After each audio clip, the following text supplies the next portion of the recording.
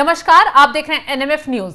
मोदी सरकार तीसरी बार बनने के बाद अब 24 जून को 18वीं लोकसभा का सत्र शुरू होगा, लेकिन इस बीच 26 जून को लोकसभा स्पीकर की शपथ दिलवाई जाएगी, नया अध्यक्ष चुना जाएगा। उससे पहले विपक्ष ने नया बवाल शुरू कर दिया। विपक्ष का कहना है कि उन्हें डिप्टी स्पीकर का पद दिया जाए, वरना तो विपक्ष अपना उम्मीदवार स्पीकर पद के लिए खड़ा कर देगा, जिससे बवाल मचना तय है। अभिषेक, जिस तरीके से विपक्ष अब मांग कर रहा है और अब जिस विपक्ष की जैसे सीटें ज्यादा आई हैं, तो कहीं ना कहीं ओवर कॉन्फिडेंस विपक्ष हर चीज में दिखाने की कोशिश कर रहा है। विपक्ष ने कहा कि अगर उन्हें डिप्टी स्पीकर नहीं दिया गया तो वो स्पीकर पद के लिए भी अपना उम्मीदवार खड़ा कर देगा। ये कितना जायज है?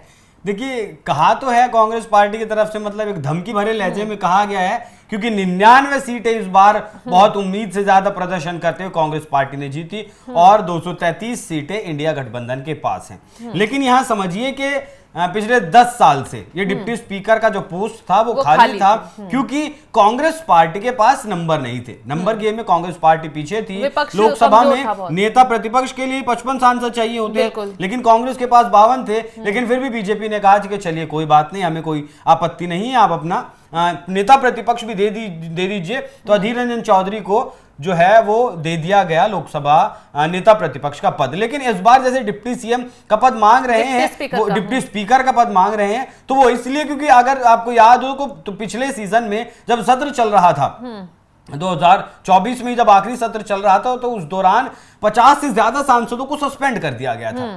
जिस तरीके से कोई बिल आता है या कोई कार्रवाई की बात होती है, या फिर मणिपुर का मुद्दा था, बात करने के बजाय विपक्ष जो है वो बवाल काटता था। और उसी बवाल काटने के चक्कर में संजय सिंह को भी सस्पेंड किया गया था कुछ दिन के लिए, और तमाम सांसद 50 से ज्यादा सांसद ऐसे थे जिन्हें सस्पेंड किया गया था। ऐसे में क्या होता है, ऐसे में डिप्टी स्पीकर का जो पद है वो अहम हो जाता है। इसीलिए क्योंकि फिर दोनों के राय मशवरे से ये चीजें होती हैं, स्पीकर और डिप्टी स्पीकर के हिसाब से। कांग्रेस पार्टी अति उत्साहित यहां भी थी कि स्पीकर का पद टीडीपी मांग रही थी, जेडीयू की तरफ से भी फिर मांग आई, लेकिन बीजेपी की तरफ से ऐसी गोटियां सेट की गई कि गठबंधन धर्म दिखा दिया दोनों दलों ने। ना जेडीयू, ना नीतीश कुमार ने जो है फिर स्पीकर पद की बात की, और ना ही चंद्रबाबू नायडू ने बात की, क्योंकि आंध्र प्रदेश में जो चंद्रबाबू नायडू की पत्नी है, उनकी बहन है, वो बीजेपी से सांसद बनी है, और उनका नाम अब चल रहा है कि वो लोकसभा स्पीकर बन सकती है। हालांकि लोकतंत्र है। ये मांग चंद्रबाबू नायडू की तरफ से पहले भी उठाई गई थी, क्योंकि वाजपेयी सरकार में उन्हें स्पीकर पद दिया गया था। इस बार आधिकारिक तौर पर ये मांग नहीं सामने आई थी। 98 की आप बात कर रही हैं, 98 तो में ये बात अभी अभिषेक, विपक्ष ने इसी मांग को अड़ाते हुए कि अगर हमें नहीं दिया गया तो आप नीतीश कुमार या चंद्रबाबू नायडू को ये पद दें। हाँ, वो यही। और सबसे बड़ी बात, आम आदमी पार्टी जो विपक्ष के साथ इस वक्त होनी चाहिए, जिसने इंडिया गठबंधन के साथ मिलकर चुनाव लड़ा, हालांकि सफलता उतनी नहीं मिल पाई, तो अभी आम आदमी पार्टी का कहना है कि जो स्पीकर का पद है वो या तो टीडीपी को दिया जाए या फिर जेडीयू को दिया जाए। अगर इनको नहीं दिया जाता तो इसका हम विरोध करेंगे।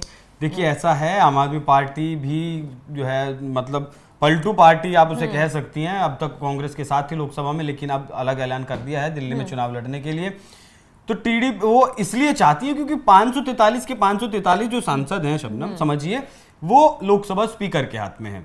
ये महत्वपूर्ण तब हो जाता है जब कोई बिल आता है, आपके पास पूर्ण बहुमत नहीं है, उस दौरान कुछ हा हुल्ला होता है, बवाल होता है, आप सांसदों को सस्पेंड कर देते हैं, तो बहुमत का आंकड़ा घट जाता है।